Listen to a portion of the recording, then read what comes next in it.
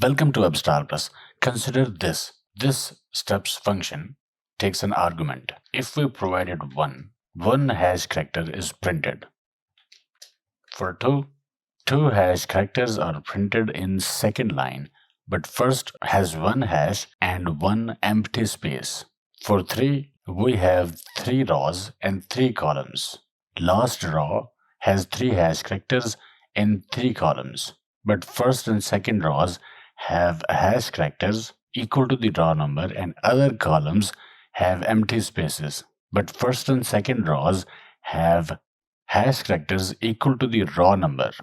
Remaining columns in step 1 and step 2, or row 1 and row 2, have empty spaces. How to create a function like this in JavaScript, or how to create a function that generates staircase pattern of specific characters in JavaScript.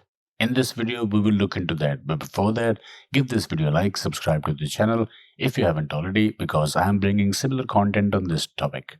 Okay, to create a function that generates a staircase pattern with required number of levels using hash character, define a function called steps that takes in a single parameter num.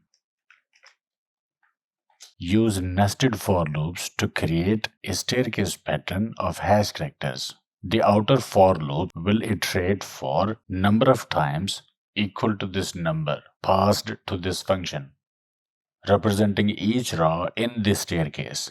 The inner for loop also iterates for number of times equal to this number, representing each column in the current row. Define a variable named as result with empty value. The if statement will check if the current column is less than or equal to current row. If it is, the result variable will be appended with a hash character, otherwise it appends a space.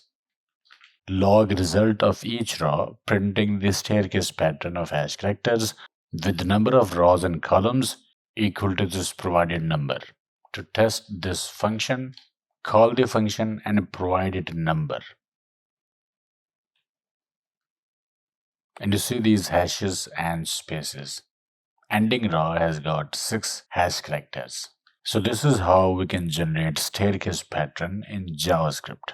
Okay, I hope it helped. Like, share, subscribe, and I will see you in the next video.